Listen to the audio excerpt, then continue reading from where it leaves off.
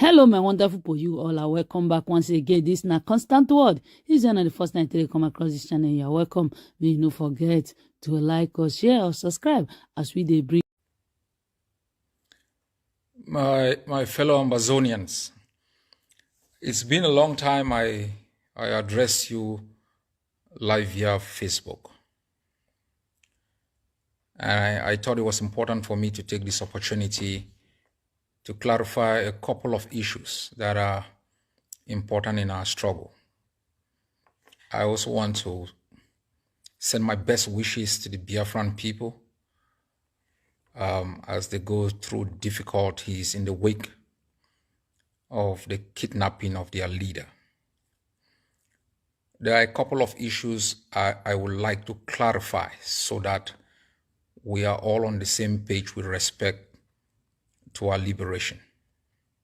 In the past few days, we have observed the enemy moving military tanks into our country. I can assure you that this is the last desperate move of a defeated army that is using public relations propaganda to silence its own agitating population and to attempt to intimidate our people.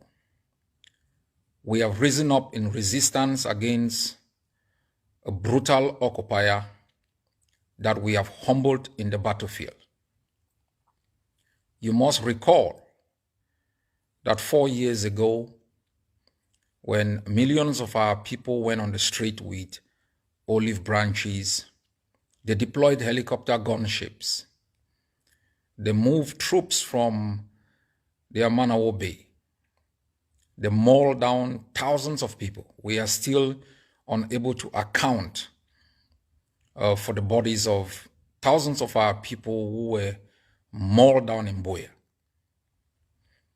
We began resisting with Dane guns.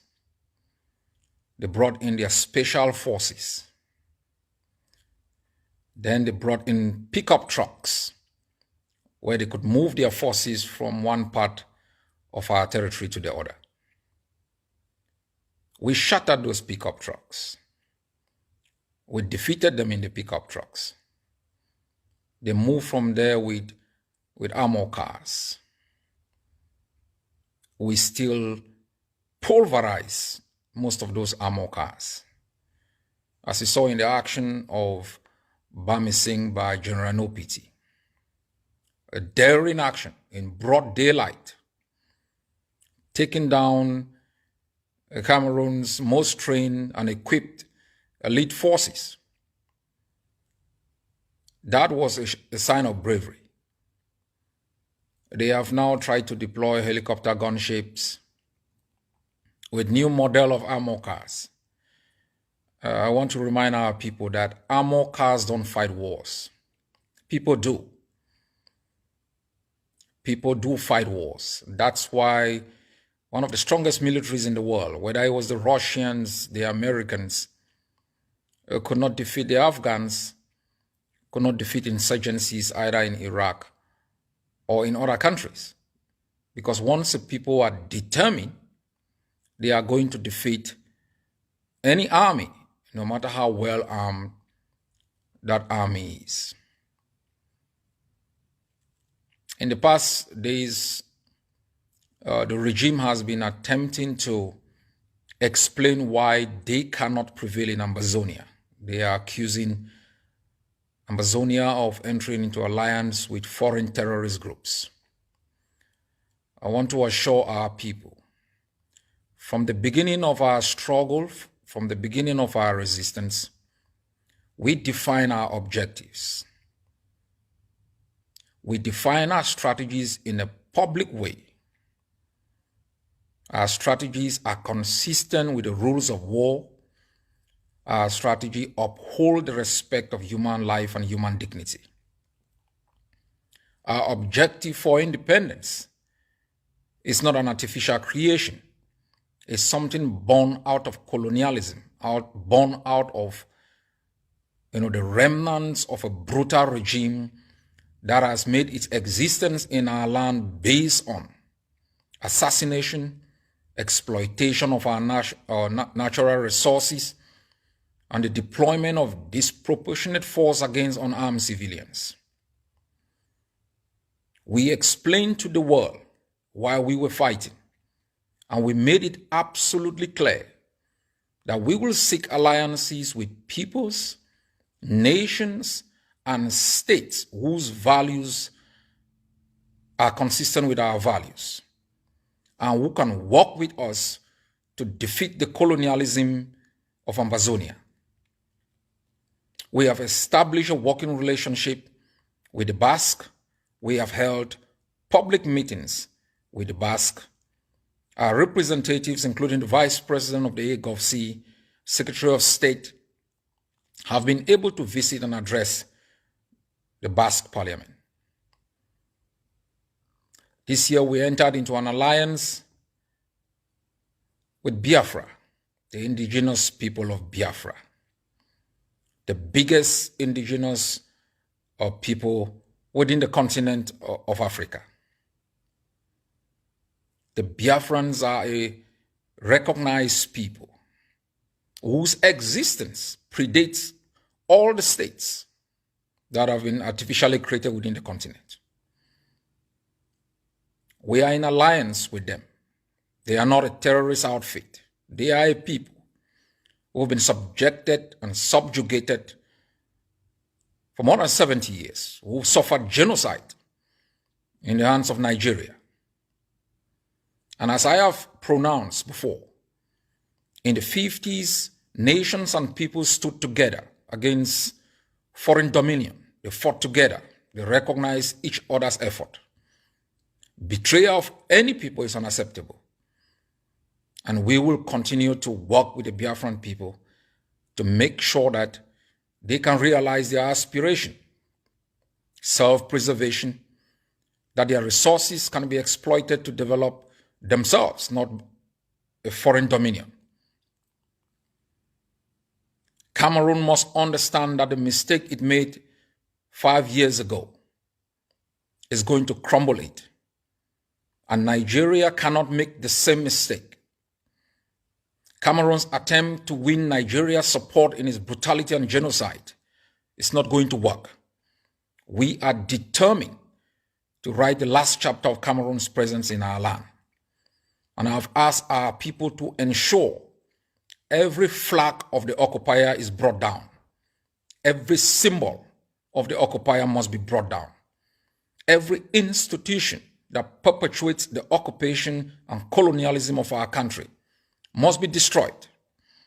Independence means independence. We are going to create indigenous institutions that cater for the well-being of our people. When we say we are free, it means we have erected our own educational foundation, that we have our flag, our own anthem, that we are able to create an economic model that is able to sustain our people, creating a judiciary that is going to uphold the principles of justice, fairness, in the protection of our people. In a few days, we celebrate our independence. Like all people who have fought for freedom, our people must take pride in their effort, in their sacrifices, in their determination to establish on this earth a free space within which all their values, their culture, and their norms can come together to make them live a better life. We must together celebrate our independence, whether we are in the diaspora, whether we are in the homeland, to project strength, to show that we have vanquished Cameroon, to show our own institutions to the world. And we thank the Biafran people for joining us in this celebration. And I'm definitely very sure not long from now, both peoples, both nations will be free.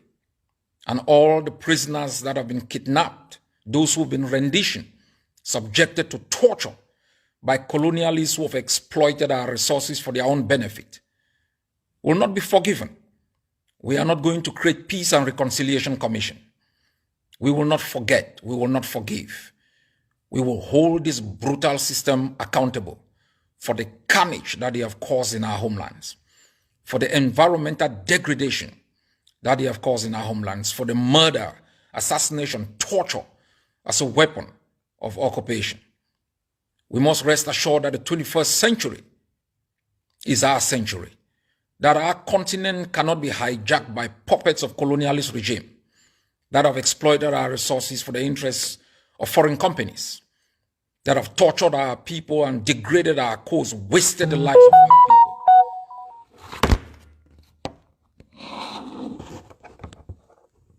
people. Be rest assured that a new Africa is in the making. An Africa for African people. That we will be able to have access to our bounties. That our human resources will not be shipped across the Mediterranean. That people will not take flight away from our shores to develop foreign countries. The same enslavers that 400 years ago took our forebears into captivity and have implanted within our continent puppets that have continued to perpetuate the colonialist political, social, and economic systems. We must fight to be free. We must sacrifice to be free. Some of us will not be around to enjoy that freedom. Some of us will not be out to see the day that we will be free. But we will be proud wherever we may be that we've made a huge contribution. A free country.